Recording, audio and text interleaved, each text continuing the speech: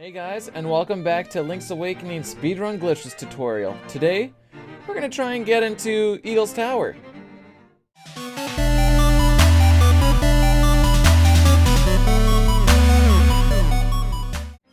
So the first thing we're gonna want to do is swing on over to our good town and actually, no, we're not doing the town first. I'm wrong. We're finally going to use those rupees that we have. Getting ahead of myself here. So this is pretty simple. Just kill stuff. We're actually going to be... Oh, wait. You can just do this. This is kind of a spot where I usually end up getting a little bit quiet.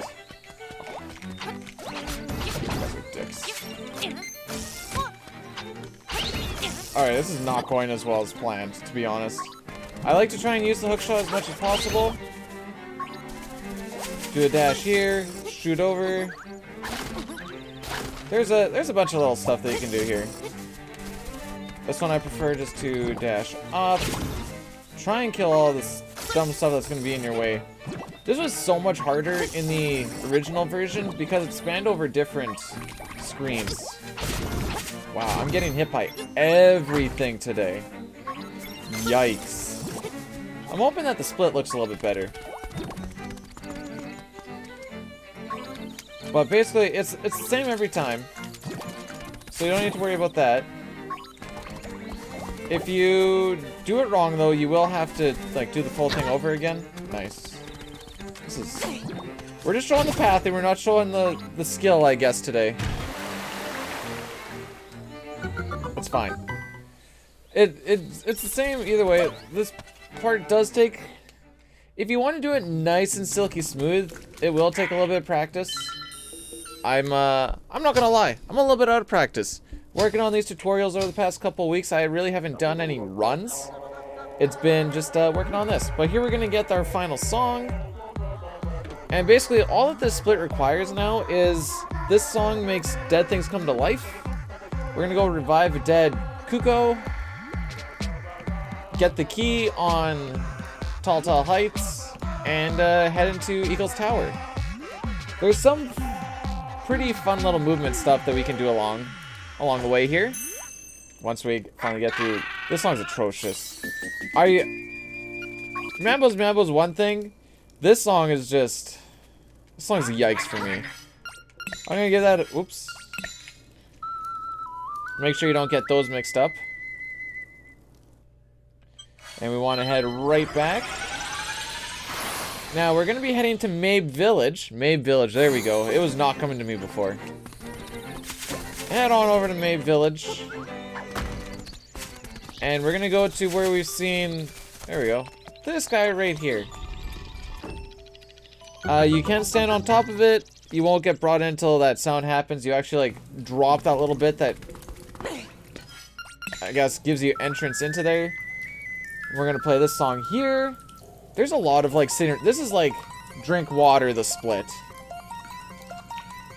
because during here you can get some water, stretch out your hands. During that that last song, sit there, wipe your hands. But we got them now. So now we're gonna be singing another song. This ocarina is getting a lot of use in this split too. Head right on north to the Boris Hoot. And up the mountain we go. We're going to be heading to the eastern part of the mountain is our destination. And then on the... Well, we'll be heading to the western side later. You don't have to worry about the Kuko following you. Anytime you go through a door, he'll be right caught up. Careful when you're dashing, he's the same thing as Marin. You can bonk on him. There shouldn't really be too many times throughout this where that will be an issue, but just know that it is a thing that can happen. Just gonna head over... Oh, I thought he was cutting up. You know, we've done this before. This is all just same old by this point. You know, because we've done it once before, it's same old. Easy stuff that we've done. I guess in my mind, if you've done it once, then that's all you need to do. That's enough practice. But this time, we're gonna book it right on past. I like to do a hop here because you cover a bit more distance. Just climb up our tower or ladder there. And head it into this hole. So there's a couple of different ways you can do this. For me, I still prefer just picking up the Kuko here and just flying through and up and over. You can do a dash jump and then curve yourself in, and then a dash jump over there. It technically is faster, but if you fall down, and then you have to like walk around and up the ladder and stuff again. So what you need to do if you're carrying them, you have to chuck them into this side here. Up and over, get rid of them here. I guess that's one spot you could worry about a bonk. Pick up the key, and I'll kind of show you what you mean by if you fall down any of these holes, because we're going to fall down this hole. You come all the way back here. So that's why I'd say practice the running part first. It saves, I don't know, 5 to 10 seconds maybe. Depending on when you grab the Kuko and stuff, I guess, too.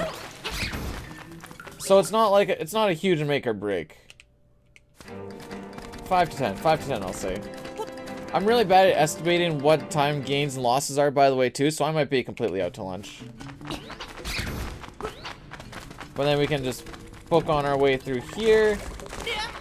The first corner keys are worse than those corner keys. I couldn't really tell you why, but I just struggle on those ones, on the first ones over the second ones. And this is just generic pathing. This is just get your dashes in when you can. Wait like half a second because sometimes the jump won't come out. And then if you just walk right over, if you go too, let's get these guys out of the way. If you go a little bit too shallow, you'll hit that. But if you go far enough out, you can hop right on through. So just make sure that you're out far enough. And then that shouldn't happen. We're going to need our shovel.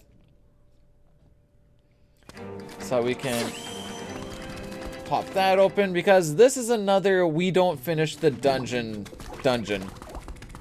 Mostly because after dungeon 7, there's this little save Marin thing that we can just completely skip by doing this next. Because that happens on our way to dungeon 8. But look at that. Boom. We're here. It's all good. We're feeling good. Just gotta wait for the dungeon to fall down. And that's it. And this next dungeon will be pretty quick. The next video will be quite short.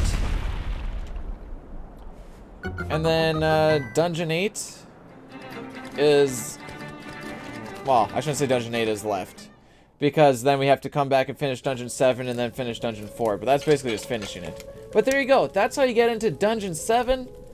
Good old Eagle's Tower. We'll continue this next time. And happy grinding there, fam.